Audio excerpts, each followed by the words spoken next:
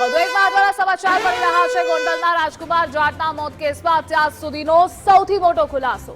ફરી એકવાર પોલીસની તપાસ એ શંકાના દાયરામાં આવી। ફોરેન્સિક રિપોર્ટ બાદ પ્રથમ રિપોર્ટ સામે આવ્યો। આ પ્રથમ રિપોર્ટમાં ફોરેન્સિક પીએમ કરતા 25 ઈજા ઓછી બતાવાઈ છે। 4 માર્ચે સવારે આ રિપોર્ટ કરવામાં આવ્યો। ઈજાઓ ઓછી શા માટે બતાવાઈ તે અંગે હવે સવાલ છે। માથાના ભાગની 2 ઈજાઓ બતાવવામાં જ નથી આવી। આ સાથે ડાબી આંખની ઉપરના ભાગે થયેલી ઈજા પણ નથી દર્શાવી। હોઠ અને દાઢી પાસે થયેલી ઈજા પણ નથી બતાવી। ડાબા ખભા પર બોથડ પદાર્થ વડે થયેલી ઈજા પણ નથી દર્શાવી। પાસળીઓમાં ફ્રેક્ચર સહિત અનેક ઈજાઓનો ઉલ્લેખ આ રિપોર્ટમાં કરવામાં નથી આવ્યો। તો પ્રાથમિક રિપોર્ટ હવે સામે આવ્યો છે। પ્રથમ રિપોર્ટ સામે આવ્યો છે અને ફરી એકવાર આ કેસમાં નવો ખુલાસો થયો છે કે પ્રથમ રિપોર્ટમાં ઓછી ઈજાઓ દર્શાવવામાં આવી છે। શા માટે ઓછી ઈજાઓ દર્શાવાય છે તે અહીં સવાલ છે। અને આ મુદ્દે સંવાદદાતા ગૌતમ જોડાયેલા છે। ગૌતમ, રાજકુમાર જાટના કેસમાં દરરોજ નવા ખુલાસા થઈ રહ્યા છે। આજે સૌથી મોટો ખુલાસો એ થયો છે કે ફોરેન્સિક રિપોર્ટમાં કંઈક અલગ છે। પ્રથમ રિપોર્ટ જે સામે આવ્યો તેમાં અલગ છે।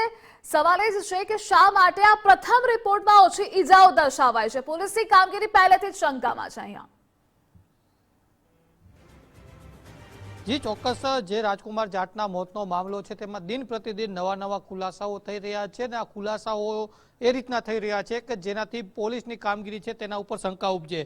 ફરી એક વખત આ જ પ્રકારની ઘટના સામે આવી છે। થોડા દિવસ પહેલા જે ફોરેન્સિક રિપોર્ટ છે તે સામે આવ્યો હતો અને હવે પ્રાથમિક રિપોર્ટ જે પીએમ રિપોર્ટ પ્રથમ વખત કરવામાં આવ્યો હતો રાજકોટ સિવિલ હોસ્પિટલમાં, તે રિપોર્ટ પણ સામે આવ્યો છે। પરંતુ આ બંને રિપોર્ટની અંદર અનેક વિસંગતતાઓ જોવા મળી છે અને એટલા જ માટે આ મામલો છે તેમાં ફરી એક વખત શંકા ઉપજે તે પ્રકારની વાત સામે આવી છે। જે બંને રિપોર્ટની વાત કરવામાં આવે તો તેમાં બંને રિપોર્ટની વચ્ચે કુલ 25 જેટલી એવી ઈજાઓ છે કે જેને પ્રથમ રિપોર્ટની અંદર બતાવવામાં નથી આવી પરંતુ ફોરેન્સિક રિપોર્ટની અંદર બતાવવામાં આવી છે।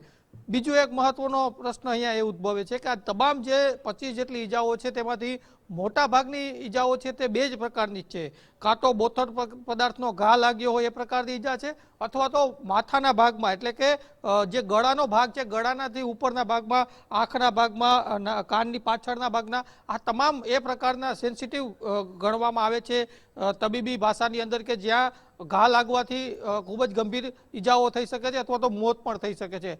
એટલે આ જે વિશ્લેષણ છે તેના ઉપરથી એવું લાગી રહ્યું છે કે ફરી એક વખત આ જે આખો મામલો છે તેમાં નવો ખુલાસો થયો છે અને આ ખુલાસાની અંદર ફરી એક વખત પોલીસની જે કામગીરી છે તેની સામે સવાલ ઉભા થાય એ પ્રકારની હકીકત સામે આવી છે। જી ગૌતમ, જોડાવા બદલ આભાર આપનો।